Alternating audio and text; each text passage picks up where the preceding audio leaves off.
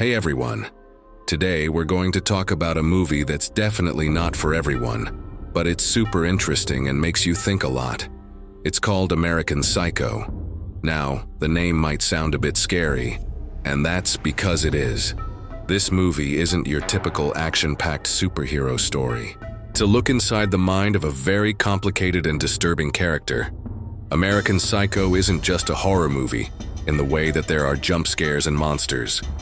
It's more of a psychological thriller, which means it tries to scare you by making you question what's real and what's not, and by showing you the dark side of human nature. It makes you think about things like identity, wealth, and what's considered normal in society.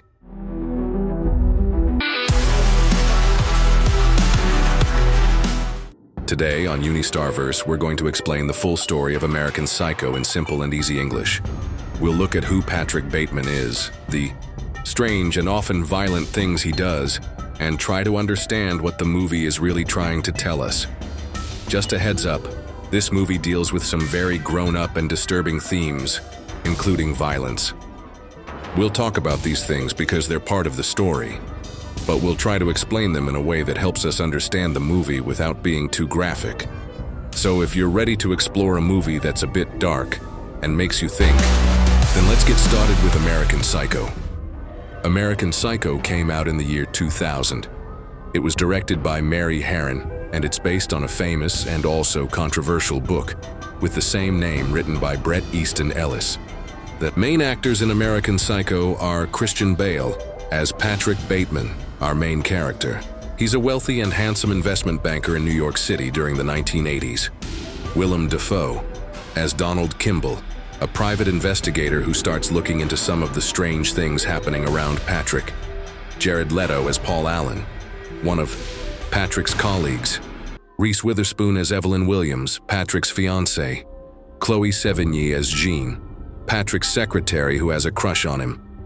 The movie wasn't a huge blockbuster right away, but over time it's become a really important and talked about film. People still discuss what it all means and what kind of person Patrick Bateman really is.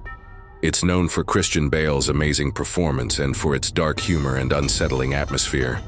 The movie introduces us to Patrick Bateman. On the outside, he seems like he has it all.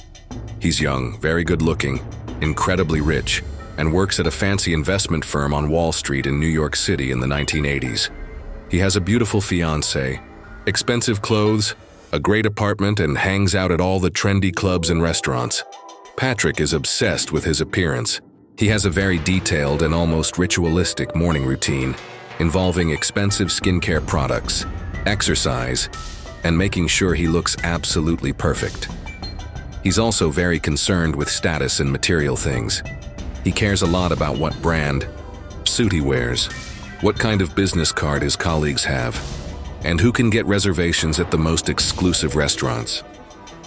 But underneath this polished and perfect exterior, something very dark and disturbing is going on. Patrick has violent and often gruesome fantasies. He feels a deep emptiness inside, and he seems to be losing his grip on reality. He's jealous and competitive with his colleagues, and he feels a growing rage that he tries to keep hidden. Right from the start, the movie hints that there's a monster lurking beneath the surface of this charming and successful young man. One of Patrick's colleagues is a man named Paul Allen. Patrick seems particularly envious of Paul, especially because Paul has better business cards. This might sound silly, but in Patrick's world, these small details are incredibly important. One night, Patrick invites Paul back to his apartment for dinner. On the surface, he's being friendly, but underneath, his jealousy and rage are building. Patrick shows Paul his apartment, bragging about his expensive possessions. As they talk and drink, Patrick's behavior becomes increasingly strange and unsettling. He starts to talk about violent things, and the atmosphere in the apartment becomes very tense. This dinner scene is important because it's one of the first times we see Patrick's dark side really come out. It's a moment where the perfect mask starts to slip, and we get a glimpse of the violence that's inside him. What happens at the end of this dinner is a major turning point in the movie and shows just how dangerous Patrick can be. After the dinner, Paul Allen disappears. Patrick tells Paul's fiancée and his colleagues that Paul has gone on a business trip to London. However, we, the audience, know that something much more sinister has happened. Patrick starts to impersonate Paul, using his apartment and trying to cover up what he's done. This shows how Patrick is trying to maintain his normal life while hiding his dark secrets. But as he tries to keep things under control, his behavior becomes even more erratic and strange. Paul Allen's disappearance raises suspicions among their colleagues, and eventually, a private investigator named Donald Kimball is hired to find out what happened to Paul. Kimball starts interviewing Patrick and his friends, and this puts more pressure on Patrick as he tries to keep his secret. As the movie goes on, we see more and more of Patrick's other activities. He engages in various acts of violence, often targeting people he sees as beneath him or who annoy him in some way. These acts are often brutal and disturbing. He also has encounters with prostitutes, some of which end violently.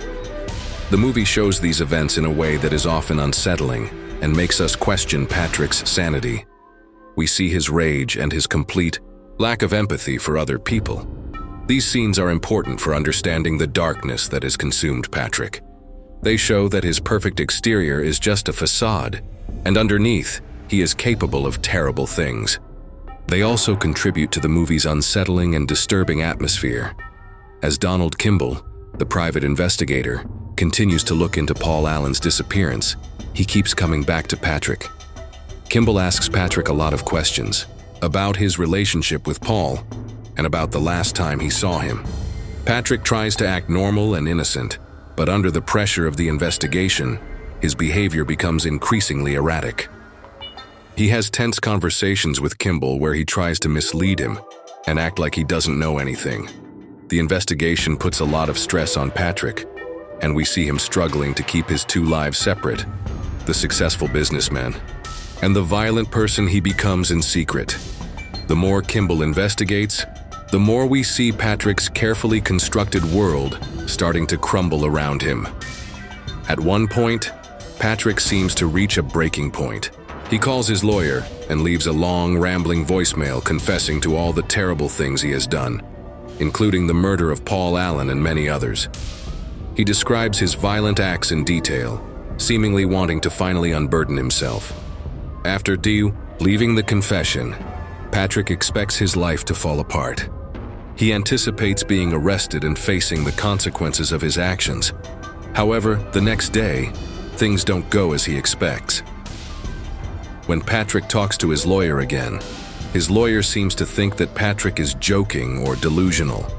He even tells Patrick that it's impossible for him to have killed Paul Allen because he had dinner with Paul in London, long after Patrick supposedly murdered him. This leads Patrick and the audience to question what is real and what is not. Did Patrick actually commit all these violent acts, or were they all just fantasies in his disturbed mind? The movie starts to blur the line between reality and imagination, making us wonder what is truly happening. The ending of American Psycho is very ambiguous, meaning it's not entirely clear what actually happened. Patrick seems to believe he committed all the violent acts, but the evidence and the reactions of others make it seem impossible. The movie leaves us with a lot of questions. Were the murders real, or were they all in Patrick's head? Is Patrick a serial killer who somehow got away with it? Or is he a deeply disturbed man whose violent fantasies have taken over his reality? What does it say about the society that Patrick lives in, where people are so focused on appearances and wealth that they don't really see each other? Many people interpret the ending in different ways. Some believe that Patrick did commit the murders, but his wealth and status allowed him to avoid consequences. Others think that the violence was mostly in his imagination, a way for him to express his inner turmoil and rage in a society that values superficiality over genuine emotion. The ending forces us to think about the nature of identity, the emptiness that can come with extreme wealth and status, and how easy it can be for dark impulses to hide beneath a polished surface. It's a disturbing but thought-provoking conclusion that stays with you long after the movie ends. American Psycho isn't just a scary movie with violence. It explores some deeper themes about society and human nature, superficiality and materialism. The movie shows a world obsessed with appearances, wealth, and brand names. People care more about what kind of business card someone has than who they are as a person. This emptiness might be one of the things that fuels Patrick's inner turmoil, identity and conformity. Patrick struggles with his own identity. He tries so hard to fit in with his wealthy colleagues, but he feels a deep sense of emptiness and a desire to be different, albeit in a violent way. The movie questions what it means to have a real identity in a world that pressures everyone to conform. The nature of evil. The movie makes us think about where evil comes from. Is Patrick born evil, or is he a product of his environment? It explores the idea that extreme privilege and a lack of genuine connection can lead to darkness. Reality versus fantasy. The blurring of reality and fantasy in the movie makes us question what's real. This might be a way to show how Patrick's mind is breaking down, or it could be a commentary on how we, as an audience, are often drawn to violence in stories and might not always be able to tell what's real and what's not.